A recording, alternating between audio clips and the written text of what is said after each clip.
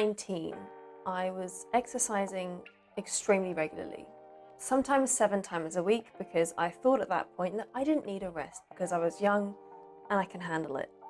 The other thing I was doing was controlling my diet to the extent where everything was perfectly matched and I wasn't going outside of the plan most of the time. Something I didn't quite account for was that my periods would completely stop. And what initially started as a month slowly turned into a number of months, and I didn't get my period for around 6 years. This is known as functional hypothalamic amenorrhea. So around 50% of women who regularly exercise, and that's not just athletic populations, it's women in general, will experience some form of menstrual dysfunction. And within that 50% group, 30% of those females are amenorrheic, which means that they don't have a period whatsoever. So today I'm going to be talking about what this is, and if you are someone who's affected, what potentially this might lead to later on, especially if you are thinking about having children. And while that might not be a priority right now, it's really important to understand that this isn't something we can ignore, but it genuinely affects how you will age and health later on.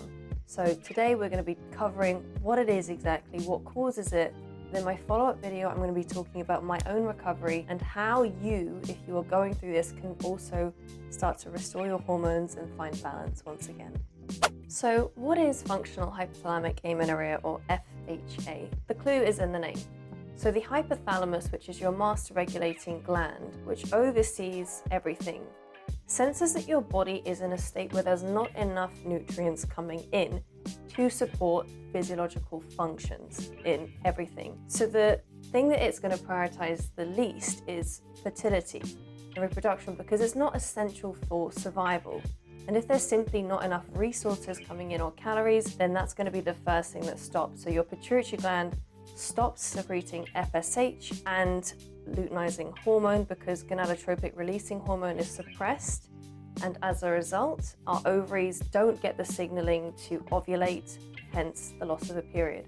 What can sometimes mask this is if someone is on an oral contraceptive, then any time that they have their period they think that they're probably fine, but actually it will mask anything that's going on underneath, because all the hormones that you're getting are synthetic. They are not an accurate representation of where your estrogen and progesterone are. And I have seen this in a number of bikini competitors when online they've been asked if they're having their periods. They say, yes, they are, but they're on hormonal contraceptive. So it's not necessarily the full picture of what's truly going on, especially if you're experiencing some of the symptoms I'm going to discuss later.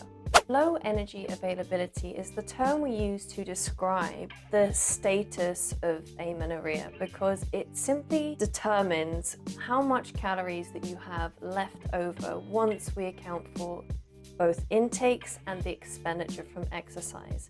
So if someone is eating, say, 2,000 calories a day, but they are expending 1,000 calories from a very long distance run, and they are not replacing any of the calories or not adequately refueling, then they are going to be in a state where the amount of calories remaining once the majority of physiological processes are accounted for are not probably going to be enough to support optimal recovery and health itself. So this is where we talk about energy availability. The difference between this and energy balance is a dynamic process, and it can change day to day, where this specifically describes the amount of calories we have left, accounting for exercise, and the amount of muscle mass we have. So if someone has a clinical level, this is described as 30 calories or less coming in per kilo of free fat mass each day. An optimal level is around 45 calories. So as you can see, there is quite a big disparity already per kilo of free fat mass, and that can account for quite a lot of calories, especially if someone is training extremely hard. And this is not something that you can just simply fix by eating a little bit more calories on one day and think it's going to resolve. It's an ongoing process that requires a lot of time, because again, if certain lifestyle factors don't change, like you're still training to an extent where you physically can't ingest the amount of food that you need, then something needs to change to allow your body to come out of that hyper arousal state and highly stressed state and actually have the time to rest and recover, to ensure that you have enough calories coming in to support recovery and reproductive function as well. So one of the most important things to talk about or highlight, I believe, is the female athlete triad. So when we are in a state of low energy availability, this ultimately suppresses our ability to produce enough progesterone and estrogen to support bone health, because they are both intrinsically linked to bone mineral density. So what we see is when there's not enough calories coming in, those hormones are suppressed. This affects our ability to lay down minerals within our bones. And later on in life, if this occurs for an extended period of time, we have an increased risk of fractures, falls, and osteoporosis, which I don't think anyone wants to deal with. So that's one of the darker sides of not having a cycle. It's not simply just one less inconvenience each month, but it is so much more. And it does have a huge impact, especially if you are looking to not just live longer, but be healthier in your later years of life. And even if you're someone who doesn't want to have children, this will have an influence on these factors, because reproduction is something that is part of our health, or is a signal that our body is in a state of balance. So without it, there's very strong likelihood that you are not completely balanced and that there's something that you need to change within your lifestyle, no matter how hard it is to try and cut down workouts or eat more, because it might be a bit scarier to gain some weight. But ultimately, you've got to think about what is the bigger picture. And the bigger picture for most people is not just living longer, but not living in a state of disease and illness. Some of the other potentially negative consequences of low energy availability are things like downregulated thyroid hormones.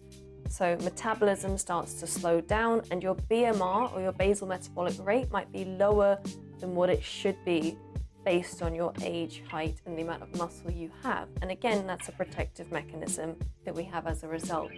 Another one could be things like slowed digestion, because of the fact that food moves slower through your stomach, so you might feel a little bit more bloated than usual, or that food just tends to sit in your stomach. Because I definitely felt that a lot, where I was full, but at the same time, my brain was still telling me that I wanted to eat more, or I was hyper-focused on food because of the fact that my hormones were dysregulated. It also affects your leptin and ghrelin, leptin being the satiety hormone and ghrelin being the hunger hormone.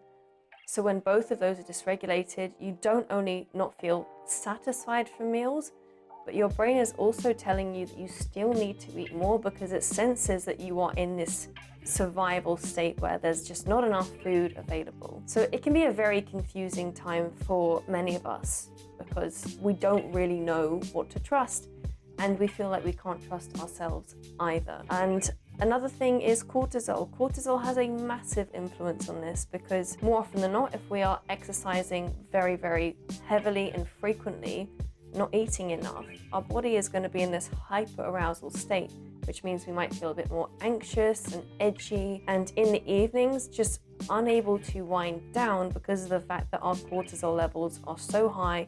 So many women with HA also experience insomnia, and I definitely had that, where I would go to bed and not be able to sleep, and then still wake up very, very early with around 5 to 6 hours of sleep. And then it just kind of becomes this loop and cycle where you just feel so disorientated that you can't recover from training. So it's a cascading effect overall. Another one is I felt cold all the time, because you can't regulate your temperature well. And while it might feel like your body is breaking, just understand that your body is doing these things to tell you or remind you that you are in a state of not or suboptimal health. And it's very easy to ignore things, but over time, one of the best things you can do to feel better is just simply by dealing with it, going to your GP and getting your blood test done, and really evaluating your overall lifestyle and seeing where you are maybe pushing too much and asking yourself why. So in the next video, I'm going to be talking about my own personal recovery, what I went through, and also what the science and literature says in terms of being able to restore your cycles and get you back in a state of good health. So thank you so much for watching, and if you have any questions, please let me know in the comments and I'll get back to you as soon as I can. So in case you heard any weird side effects, this was the result of it. So I'm sorry again, and Bonnie really just wanted to be in this video.